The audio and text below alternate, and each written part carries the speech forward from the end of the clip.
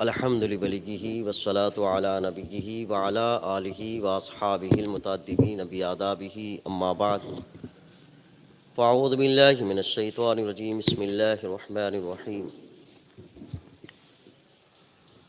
وننزل من القرآن ما هو شفاء ورحمة للمؤمنین ولا یزید الظالمین الا خسارا صدق اللہ العظیم اللہم نور قلوبنا بالقرآن وزین اخلاقنا بالقرآن وادخلنا الجنة بالقرآن ونجنا من النار بالقرآن قال اللہ تبارک وتعالی فی شان حبیبی وعظمت رسولی ان اللہ وملائکتہ یصلون علی النبی یا ایھا الذین آمنوا صلوا علیہ وسلموا تسلیما اللہم صلی وسلم بارک علی محمد معدن الجود والکرم وآلہ وبارک وسلم صلاۃ و سلام علیک یا رسول اللہ صلی اللہ تعالی علیہ وسلم۔ معزز سامعین، خطبہ مسنونہ میں قرآن پاک کی ایک آیت کریمہ کی تلاوت کا شرف حاصل کیا ہے۔ آج کی یہ محفل میں اسی آیت کریمہ سے متعلق اسلامی معلومات سے آگاہی کی کوشش کی جائے گی۔ رب قدیر مجھے حق بولنے، آپ سب کو حق سننے اور ہم سب کو حق پر عمل کی توفیق عطا فرمائے۔ مسلسل کئی محفل میں جادو، جنات اور اس کے روحانی علاج سے متعلق ہم چند باتیں اسلامی نقطہ نگاہ سے سمجھنے کی کوشش کر رہے ہیں۔ گزشتہ ہفتوں کے ذریعے سے یہ بات ہمیں سمجھ میں آئی کہ اسلام کے اعتبار سے جادو ہوتا ہے، جنات بھی اپنا وجود رکھتے ہیں اور جنات کے بھی اثرات ہوتے ہیں، اور آسیب بھی ہوتا ہے۔ پھر قرآن پاک نے ان کے علاج کے طور طریقے بھی بیان کیے۔ انسانی زندگی میں جو سب سے زیادہ بیماریاں انسان کے اندر پیدا ہو رہی ہیں وہ ہے وہم کی، غلط فہمی کی، حسد کی، ایک دوسرے کی نعمت کو نہ دیکھنے کی۔ یہ وہ بیماریاں ہیں جن کے علاج کے لیے ڈاکٹر بھی عاجز ہیں اور روحانی مریض یا روحانی علاج کرنے والے بھی عاجز ہیں۔ کہتے ہیں کہ حسد، اس کا علاج کیا ہے؟ شیخ سعدی علیہ رحمہ کہتے ہیں جب کوئی بندہ کسی سے حسد کرتا ہے تو اس کا علاج یہ ہے کہ جب تک وہ خود نہیں مر جاتا یا جس سے حسد کر رہا وہ نہ مر جائے تب تک یہ ٹھیک نہیں ہوتا۔ تو اتنی خطرناک، اتنی بری بیماری، کینسر کو بھی کم سے کم اتنا کہا جاتا ہے کہ کچھ دنوں کے لیے بندہ ٹھیک ٹھاک ہوتا ہے، اور دوسری بیماریوں کے لیے بھی جن کو ہلاکت والی بیماری کہا جاتا ہے ان میں بھی بندہ ٹھیک رہتا ہے۔ جادو، آسیب وغیرہ میں بھی کچھ صورتیں ایسی ہوتی ہیں کہ بندہ اتنا نقصان دہ نہیں ہوتا، لیکن حسد کی ایک بیماری اتنی بری ہے کہ روحانی علاج کرنے والوں سے بھی اگر پوچھا جائے، کہا جائے کہ آپ حسد کا کیا علاج کر سکتے ہیں، کہا کہ حسد کا کوئی علاج روحانیت میں اس انداز سے نہیں ہے، صرف اس کے کہ بندہ حسد کرنا خود ہی چھوڑ دے، لیکن چھوڑے گا نہیں۔ حسد کن بنیادوں پر ہوتا ہے؟ حسد ہوتا ہے علم کی بنیاد پر، خوبصورتی کی بنیاد پر، مال کی بنیاد پر، عزتوں کی بنیاد پر، عہدوں کی بنیاد پر، ان چیزوں پر حسد ہوتا ہے۔ اور حسد کرنے والے کون ہوتے ہیں؟ اس کے لیول میں جو بالکل قریب ہوتے ہیں وہ ہوتے ہیں، یا جن کے پاس بالکل کچھ نہیں ہے وہ لوگ ہوتے ہیں۔ اس حسد کی بیماری نے ہماری سوسائٹی کو جگڑ لیا ہے، ایسے جگڑ لیا ہے کہ آج کوئی بھی شعبہ ہمارے پاس ذہن کی ستھرائی اور دلوں کی پاکیزگی کے ساتھ موجود نہیں ہے۔ کوئی بھی انسٹیٹیوٹ ہو، ادارہ ہو، تعلیمی ادارہ ہو، حسد سے خالی نہیں ہے۔ ایک ادارہ دوسرے ادارے کے لیے، یا ایک ادارے ہی کے اندر اسٹاف کی جو کیفیت ہوتی ہے وہ اس سے خالی نہیں ہے۔ جو جس شعبے سے ہے، جس ڈپارٹمنٹ میں ہے، اس ڈپارٹمنٹ کے لوگ ایک دوسرے کے اپنے علم کی بنیاد پر، ایک دوسرے کی کیا کہتے ہیں کہ تعریف کی بنیاد پر حسد کرتے ہیں یا حسد پیدا ہوتا ہے۔ میں بہت تفصیل کے ساتھ اس کو بیان کر سکتا ہوں کیونکہ ہمارے ذہن بہت چھوٹے ہیں کسی بھی چیز کو سمجھنے کے لیے، جب تک مثالیں نہ دی جائیں تو بات سمجھ میں نہیں آتی۔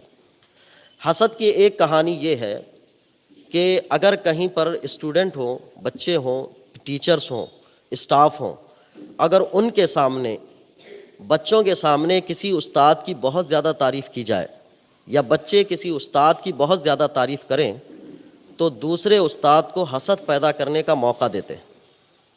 ہر استاد چاہتا ہے کہ بچے اس کی نظر میں محبوب رہیں اور بچوں کی نظر میں وہ محبوب رہے، لیکن جب بچوں کے سامنے یا بچوں کے علاوہ یا بچے خود استاد کے لیے اتنی تعریفی کلمات کہیں تو دوسرے استاد کے لیے حسد کی کیفیت پیدا ہونا لازمی ہو جاتا ہے۔ اب یہ ایک ایسی باریک چیز ہوتی ہے کہ انسان کے اندر پیدا بھی ہو گئی، انسان کو پتہ بھی نہیں چلا۔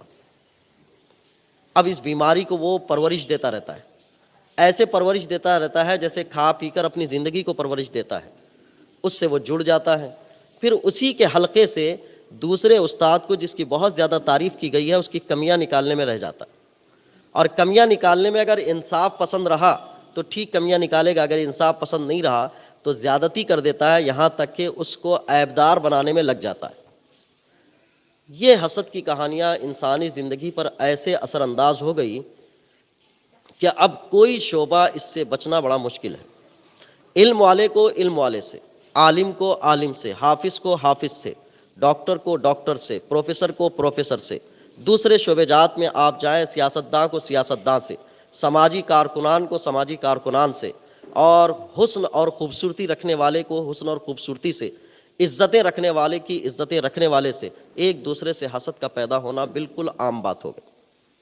میں جس جنات اور شیاطین کے اثرات کی گفتگو کر رہا ہوں، اس کو انسان یہ سمجھ رہا ہے کہ اس کو حل کرنا مشکل ہے، لیکن اس سے زیادہ جو بیماری ہے وہ ہے انسان کے درمیان آپس کا حسد کا پیدا ہونا۔ میں نے اس سے پہلے بھی یہ بات ذکر کی تھی کہ انسان کبھی کبھار خود حسد کرتا ہے، لیکن کوئی بات ایسی بھی ہوتی ہے کہ ہم حسد کرنے کا موقع بھی دیتے ہیں۔ ہر انسان کی آج سب سے بڑی خواہش کیا ہوئی ہے کہ خود کو نمایاں کرنا، خود کو اچھا دکھانا، خود کو اچھا پریزنٹ کرنا۔ یہ چیز ایسی ہے کہ آپ اپنے کو کتنا بھی اچھا پیش کریں، ضروری نہیں ہے کہ سارے لوگ آپ کو اچھا ہی سمجھیں۔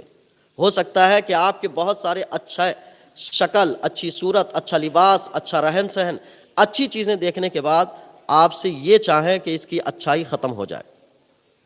تو اپنے اچھے ہونے کو اتنا بھی نمایاں نہ کریں کہ لوگوں کو حسد پیدا کرنے کا موقع مل جائے۔ یہ ایک بیماری جو خاص کر خواتین کے درمیان دیکھی اور سنی جاتی ہے،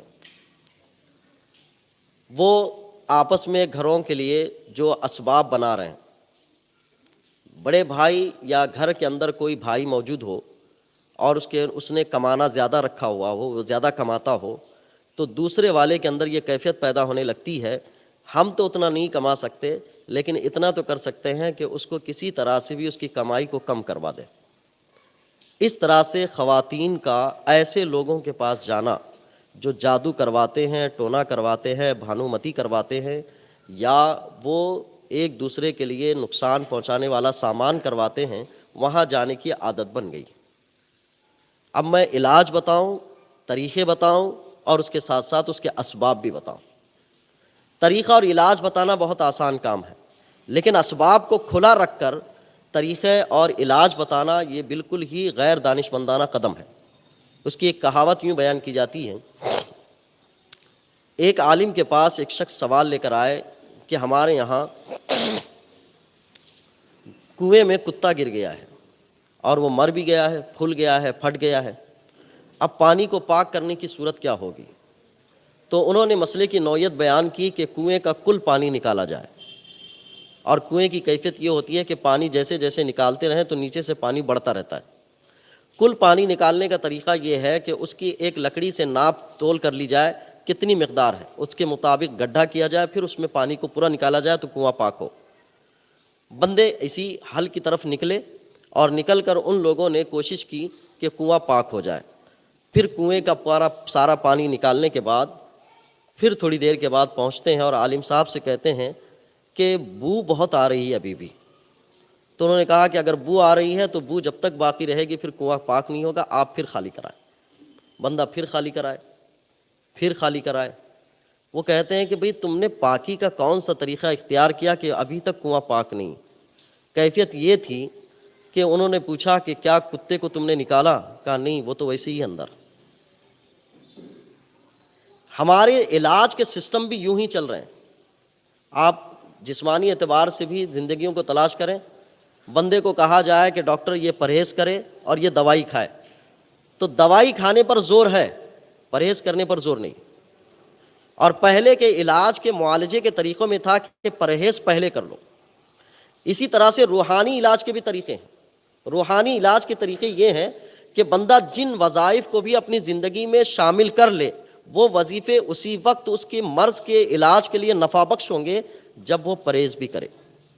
اگر پرہیز نہیں کرے گا، اور پرہیز کرنے میں کیا ہے، انسان کو انسان جیسے دشمنوں کی شناخت ہو جاتی ہے کہ میرا دشمن فلاں ہے، میرا دشمن فلاں ہے، لیکن شیطان اور نفس کی دشمنی کو تو پتہ بھی نہیں کر پاتا ہے وہ، کہ شیطان کتنا کھلا دشمن ہے اور وہ کیا کیا ہمیں وسوسے دیتا ہے، کیسے کیسے فریب دیتا ہے، کیسے کیسے ہمیں دجل میں لاتا ہے، کیسے کیسے دھوکے میں لاتا ہے۔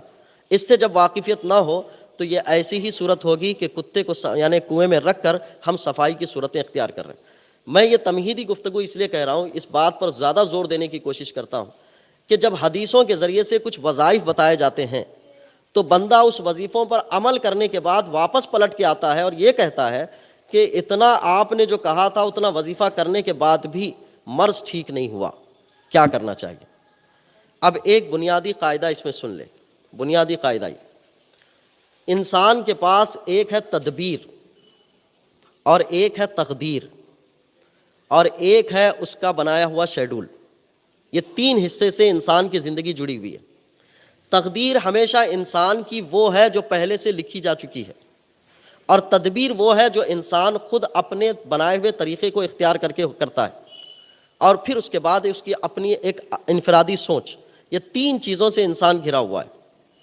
دوائیوں سے علاج کرنا، دعاؤں سے علاج کرنا، وظائف سے علاج کرنا، یہ تدبیر ہے، لیکن کبھی تدبیر تقدیر سے سبقت نہیں کر پاتی، تقدیر سبقت کر جاتی ہے۔ اس کو یوں سمجھیں، مجھے گاڑی چلانا بڑا پرفیکٹ آتا ہے، مجھے گیئر معلوم ہے، مجھے بریک معلوم ہے، مجھے ہینڈل کو ٹھیک کرنا معلوم ہے، ساری چیزیں مجھے معلوم ہیں، میں ایک زمانے سے گاڑی چلاتا آ رہا ہوں، لیکن میری تقدیر میں یہ طے تھا کہ فلاں جگہ ایکسیڈنٹ ہونا ہے، تو نہ میرا پیر بریک پہ جائے گا، نہ میرا کلچ پہ ہاتھ جائے گا، نہ میرا ذہن اس وقت حاضر رہے گا۔ تقدیر تدبیر پر سبقت کر جائے گی۔ اب اس ایکسیڈنٹ ہونے کے بعد ہم لوگ تبصرہ کر لیتے بیٹھتے ہیں، یار تھوڑا سا بریک مار لیتا تو بچ جاتا، نہیں تھوڑا سا مڑ جاتا تو بچ جاتا۔ نہیں، آپ کوئی بھی تدبیر یہاں کر لیتے بچتے نہیں، اس لیے کہ تقدیر طے تھی۔ اس ضابطے کو یاد رکھنے کے بعد میں ایک واقعہ سناؤں۔ آقا کریم صلی اللہ علیہ وسلم کی عادت کریمہ تھی کہ آپ جب روزانہ رات میں سویا کرتے تو قل اعوذ برب الفلق، قل اعوذ برب الناس اور سورہ فاتحہ کی تلاوت کرتے، ہاتھوں پہ دم کرتے، ایسے بدن پہ پھیر لیتے سونے سے پہلے، اور جب کوئی بیماری ہوتی تو بھی انہی کو زیادہ تر تلاوت کرتے، اور دیگر دعائیں بھی حضور ارشاد فرماتے۔ حضرت عائشہ صدیقہ رضی اللہ تعالیٰ عنہا کہتی ہیں کہ آقا کریم صلی اللہ علیہ وسلم آخری مرض، جس مرض کے بعد حضور دنیا سے پردہ فرما چکے، اس کو مرض الموت کہا جاتا ہے۔ آخری مرض جب حضور کو بہت زیادہ بخار کی شدت محسوس ہونے لگی تو حضور نے خود قل اعوذ برب الفلق، قل اعوذ برب الناس اور سورہ فاتحہ ہاتھ پہ دم کر کے اپنے پر پھیر لیا۔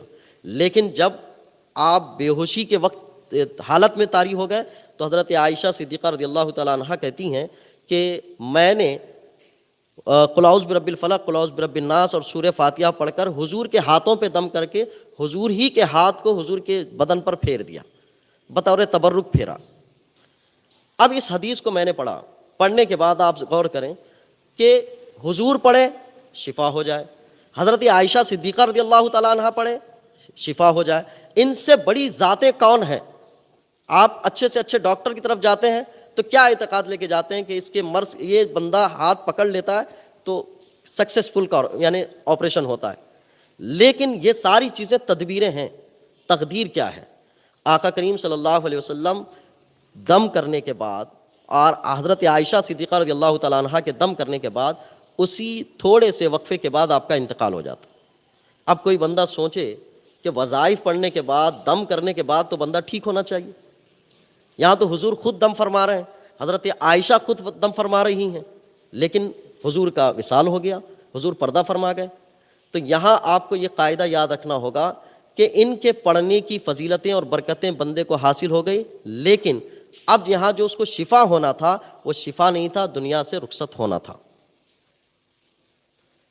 ہمارا ذہن حدیثوں پہ سے اٹھتا جا رہا ہے، قرآن کی آیتوں پہ سے اٹھتا جا رہا ہے۔ میرے لیے بہت آسان ہوگا کہ میں وظائف بتا دوں، علاج بتا دوں، روحانی طریقے بتا دوں، لیکن بندہ اس تقدیر کو نہ سمجھے، اس تدبیر کو نہ سمجھے اور زندگی میں یوں ہی کرتا رہا تو بعد میں اس کی کیفیت یہ ہوگی کہ وہ قرآن اور حدیث سے علاج کرنے کے بجائے وہ کہے گا نہیں ڈاکٹر ہی ٹھیک ہے، جو بولتا ہے وہ ہوتا ہے۔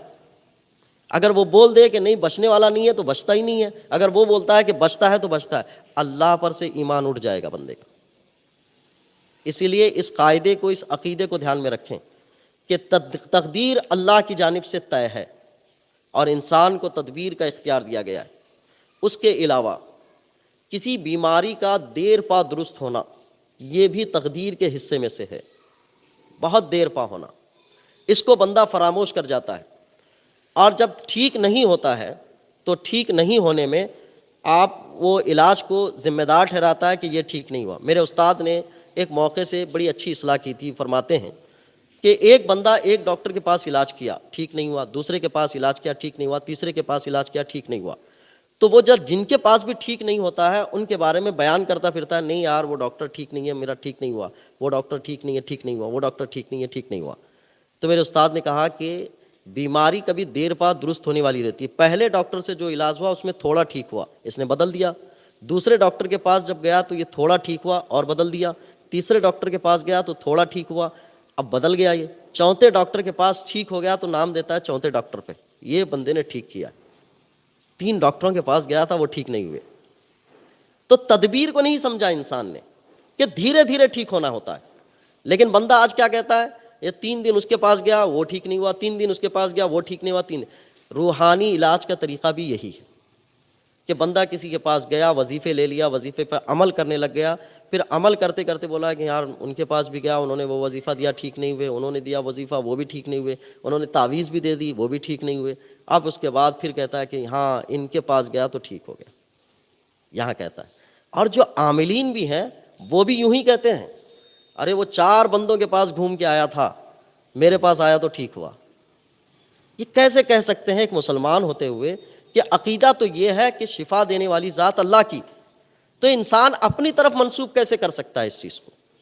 تو ان تدبیروں کو پہلے اختیار کرے، پھر اس کے بعد روحانی علاج کے طور طریقے کی طرف جائے۔ بہت بڑی عقیدے کی اہم بات ہے۔ میں روحانی علاج کے لیے میں نے ایک بات کہی تھی، آپ اللہ کے اسماء میں سے کسی بھی نام کو وظیفے کے طور پر منتخب کر لیں، انشاءاللہ اللہ نے اگر برکتیں عطا فرمائی تو ضرور اسی نام کی برکت سے بندے کو صحت یابی عطا فرمائے۔ سورہ یاسین شریف آقا کریم صلی اللہ علیہ وسلم کثرت سے تلاوت فرماتے، اس کی فضیلت ذکر کی گئی ہے کہ یہ قرآن کا دل ہے۔ ہر جسم کا ایک دل ہوتا ہے اور قرآن کا دل سورہ یاسین ہے۔ سورہ یاسین کی پہلی 9 آیتوں کو آقا کریم صلی اللہ علیہ وسلم نے دشمنوں پر حاوی ہونے کے وظیفے کے طور پر ذکر کیا ہے۔ وہ ہجرت کا واقعہ کہ آقا کریم صلی اللہ علیہ وسلم اپنے حجرے میں تشریف فرما ہے، کفار مکہ قتل کی سازش کے لیے پورے گھر کو حصار میں لیے ہوئے ہیں اور قتل کرنا چاہتے ہیں، اور آقا کریم صلی اللہ علیہ وسلم کو حکم ہوتا ہے کہ آپ نکلیں یہاں سے۔ جب نکلتے ہیں میرے حضور تو یاسین شریف پڑھتے ہوئے بسم اللہ الرحمن الرحیم یاسین والقرآن الحکیم انک لمن المرسلین علی صراط مستقیم، 9 آیتیں مسلسل پڑھتے جاتے ہیں، اور ہاتھ میں مٹی ہوتی ہے، دم کرتے ہیں، پھر ان کے اوپر چھڑک دیتے ہیں، سب کے سروں پر مٹی پڑی ہوئی رہتی ہے، حضور وہاں سے گزر بھی جاتے ہیں، انہیں پتہ تک نہیں چلتا ہے۔ تو یاسین کی ابتدائی 9 آیتوں کو دشمنوں پر حاوی ہونے کے لیے وظیفے کے طور پر بیان کیا ہے۔ اب میرے اوپر ہے کہ میں اس وظیفے پہ کتنا زور دوں۔ اگر میں ایک آدھ 2 واقعہ میں اپنا بتا دوں گا تو سب کو یقین ہو جائے گا کہ ہاں اس سے ہوتا ہی ہے، لیکن میں اپنے واقعے کو بتاؤں اس پر یقین کرنے کے بجائے ابھی جو بولا اسی پر یقین کر لے۔ اب میں واقعہ بتاتا ہوں۔ وہ کبھی کبھار ہم سفر کرتے رہتے ہیں تو پولیسوں کی عادت ہوتی ہے کہ آپ کے پاس کچھ بھی ہو ہم آپ سے تو جرمانہ لیں گے ہی، لائسنس بھی ہے، پولیشن بھی ہے، آپ کا انشورنس بھی بنا ہوا ہے، آپ کے پاس ڈرائیونگ لائسنس بھی ہے، میں نے ٹھہرا کیا ہے تم کو، تم سے پوچھا ہے، اس کا جرمانہ تو کم سے کم دینا پڑے گا، کچھ نہ کچھ دے کے جاؤ۔ ایسی کیفیت ہوتی ہے جب ہم سفر کرتے رہتے ہیں، تو اس وقت سورہ یاسین کی یہی آیتیں جب تلاوت کرتے ہیں تو پورا من طریقے سے نکل جاتے ہیں۔ اب میں نے اپنا عمل بتایا، اب عمل بتانے کے بعد آپ کو میرے عمل پر یقین ہونے سے پہلے قرآن کی آیتوں پر یقین ہونا چاہیے۔ ایسی سورہ فلق، سورہ ناس، قل واللہ احد کا سورہ، ان چیزوں کے لیے وظائف بہت زیادہ ذکر کیے گئے ہیں، روحانی علاج کے لیے اور ان جنات اور شیاطین سے دفع ہونے کے لیے۔ اس کا تعلق تو یہ ہے کہ علماء سے قریب رہیں اور ایسے عاملین سے جن کا عقیدہ یہ ہو کہ اللہ تاثیر دیتا ہے، میں سبب ہوں محض۔ اللہ نے اگر میرے ذریعے سے شفا دینی ہو تو میرے ذریعے سے دے گا، جس کے ذریعے سے بھی شفا دینی ہو اس کے ذریعے سے شفا دے گا۔ اور رہی بات وہ لوگ جو شرطیہ علاج کی دعوے داری کرتے ہیں، میں بڑی معذرت کے ساتھ مسلمانوں سے کہتا ہوں، شرطیہ علاج کی دعوے داری تو نہ ہی کریں۔ اور ایسے شرطیہ علاج کی دعوے داری کے پاس اگر آپ جائیں بھی تو یہ کہہ کر جائیں کہ بھئی شرطیہ تو نہیں ہوگا، اگر اللہ نے چاہا تو اس سے بھی شفا، اللہ شفا دینا چاہے پتھر سے بھی شفا دے دے، تو زبانوں کی تاثیر سے بھی دے دے اور عمل سے بھی دے دے، اپنے فضل سے بھی دے دے، وہ کسی بھی ذریعے سے دے دے، لیکن ذریعے کو کبھی بھی حقیقت تصور نہیں کر لینا چاہیے۔ اور جن کو بھی اس کام کے لیے شغف ہو، ایک وظیفہ اپنی زندگی میں بار بار زور دے رہا ہوں، ہماری تقریریں ہوتی کیا ہیں، سنتے ہیں لوگ، عمل کے لیے بہت کوشش کرتے ہیں کہ جب موقع آئے گا عمل کر لیں گے، لیکن وقت سے پہلے عمل کرنا۔ میں گزارش بس اتنا کروں گا، بسم اللہ الرحمن الرحیم کا وظیفہ بڑا مجرب ہے، یہ دنیا و آخرت کی ہر مشکلات سے دفع ہونے کے لیے بسم اللہ الرحمن الرحیم کا وظیفہ ہے، اس کو کر لیں۔ جو مصیبت اور پریشانیوں میں گرفتار ہے وہ سورہ فاتحہ کا وظیفہ کر لیں، اور جو کسی طرح سے حسد جلن کے اور دوسروں کے فریب یا دوسروں کی پریشانیوں میں آ چکا ہے، اس کو چاہیے کہ قل اعوذ برب الفلق قل اعوذ برب الناس کا وظیفہ کر لیں۔ دشمنوں کے درمیان ہمیشہ گھرے رہنے کی کیفیت سے اگر گزر رہا ہے تو سورہ یاسین شریف کا وہ وظیفہ کر لیں، کیونکہ یہ ساری چیزیں شفا کے طور پر قرآن نے اعلان کیا ہے، وَنُنَزِّلُ مِنَ الْقُرْآنِ مَا هُوَ شِفَاء، ہم نے قرآن کو نازل کیا ہے تو اس کی ایک صفت یہ ہے کہ یہ شفا دیتا ہے، اور کلمات کے ذریعے سے شفا ہوتے ہیں۔ گفتگو بہت طویل ہے، وقت مختصر ہے، میں نے چند باتیں اشارتاً اور قاعدے کے اعتبار سے بیان کی ہے۔ امید ہے کہ قرآن سے اور حدیث سے ہم اور آپ قریب ہوں گے، اور اللہ کی پر توکل اور اس پر یقین کرتے ہوئے علاج اور معالجے کی کوشش کریں گے۔ اور اس سے پہلے یہ چیز ہے کہ اپنی زبانوں کو اللہ کے ذکر سے تربتر رہنے کی عادت بنائیں۔ میرے حضور نے بسم اللہ الرحمن الرحیم کہتے تھے تو گھر سے نکلنے کے وقت کی دعا کیا ہے؟ کئی دعائیں ذکر کی گئی ہیں احادیث میں۔ حضور دعا فرماتے ہیں تو اس انداز سے کہ مولا میں نکل رہا ہوں گھر سے، یہ حضور کی دعائیں ہیں جو گھر سے نکلنے کے وقت میں۔ پھر اس کے بعد اس کی فضیلت بیان کی کہ بندہ جب یہ پڑھ کے نکلے اللہ کی بارگاہ سے وہ آفات اور بلایا سے محفوظ رہے گا۔ یہ ایسے وظائف ہیں، وظائف ہر شے کے ہیں۔ اللہ کے اسماء میں سے، ناموں میں سے کو بھی صفت کے اعتبار سے رکھ لیا جائے تو اس کو بھی وظیفے میں شامل کیا جا سکتا ہے۔ جیسے ایک وظیفہ میں عام طور پہ دیا کرتا ہوں کہ آپ کہیں بھی انٹرویو دینے کے لیے جا رہے ہیں، ایگزام دینے کے لیے جا رہے ہیں، تو ایگزام دینے کے لیے جا رہے ہیں یا انٹرویو دینے کے لیے جا رہے ہیں تو نفسیاتی طور پر بندہ اپنے آپ کو کمزور سمجھا ہوا رہتا ہے، اور جو سامنے والا ہوتا ہے اس کو حاوی سمجھا ہوا رہتا ہے کہ جو انٹرویو لے گا وہ بڑا سخت آدمی ہوگا، پتہ نہیں کیا کیا سوال کرے گا، ایگزام میں پتہ نہیں کیا کیا سوال آئیں گے۔ تو اس ہیبت کو کم کرنے کے لیے ایک وظیفہ یہ ہے کہ جلالو یا اللہ پڑھا کریں۔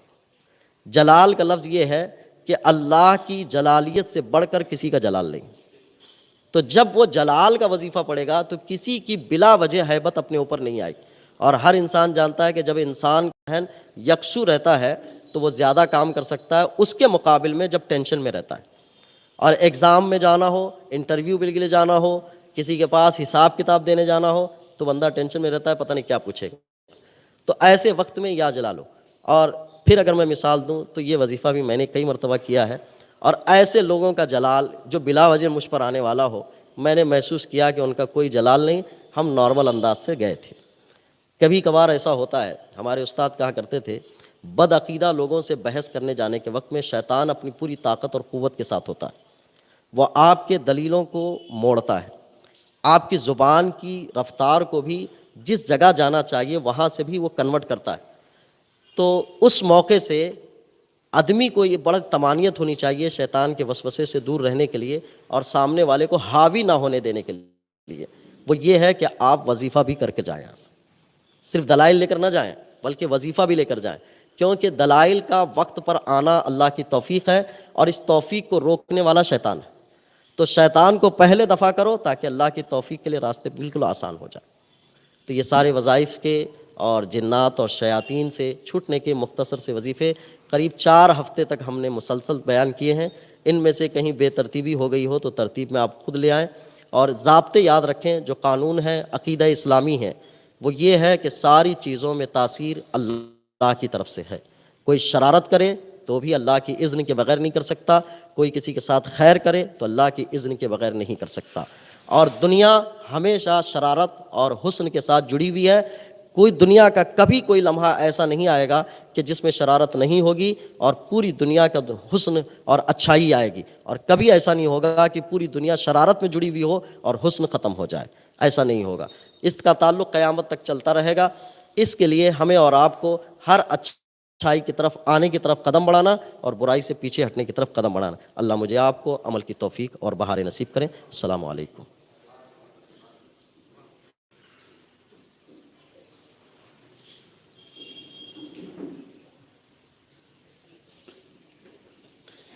مصطفیٰ جان رحماں پھیلا کھو سلام شمع بز میں، ہدایات پھیلا کھو سلام شہر یار ارم تاج دار حرم، شہر یار ارم تاج دار حرم، نوبہار شفاعت پھیلا کھو سلام مصطفیٰ جان رحمت پھیلا کھو سلام شمع بز میں، ہدایات پھیلا کھو سلام، کاش محشر میں جب ان کی آمد ہو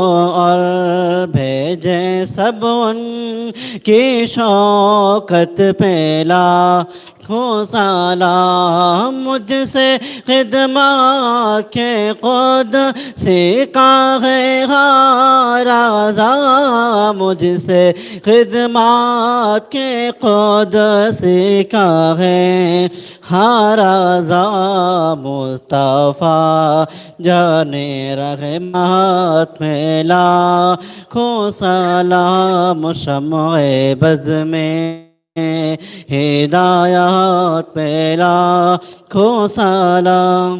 السلام علیکم یا رسول اللہ، الصلاۃ والسلام علیکم یا حبیب اللہ، الصلاۃ والسلام علیکم یا نور من نور اللہ صلی اللہ تعالیٰ علیہ وسلم۔ مولا کریم تیرے حبیب پاک صلی اللہ علیہ وسلم کے صدقے میں اس محفل کو قبول فرما۔ ہمارے آنے سننے بولنے میں کسی قسم کی کمی غلطی لغزش شرعی فنی لغتی ہو تو اپنے فضل خاص سے درگزر فرما۔ اس ملک میں امن و امان عطا فرما۔ ہم سب کو ہمیشہ خیر اور بھلائی پر جمع فرما۔ مولا جو مانگا ہے وہ عطا فرما، جو مانگنے سے رہ گئے دارین میں بہتر ہو وہ بھی عطا فرما۔ مولا ہم سب کو ہمیشہ خیر عافیت سلامتی اور بھلائیاں عطا فرما۔ حاسدین کے حسد شریروں کے شر سے محفوظ فرما، نفس اور شیطان کی شرارتوں سے محفوظ فرما۔ ہمیں سچوں کا ساتھ عطا فرما، سچوں کے ساتھ حشر فرما، سچوں کے ساتھ جنت عطا فرما۔ مولا اس ملک میں امن و امان عطا فرما، محبتیں عطا فرما، الفتیں عطا فرما، راحتیں عطا فرما، آسانیاں عطا فرما۔ ہم سب پر تیری رحمت اور فضل عطا فرما۔ وصلی اللہ تعالی علی خیر خلقی ونور عرش محمد وآلہ وصحابہ اجمعین برحمتک یا ارحم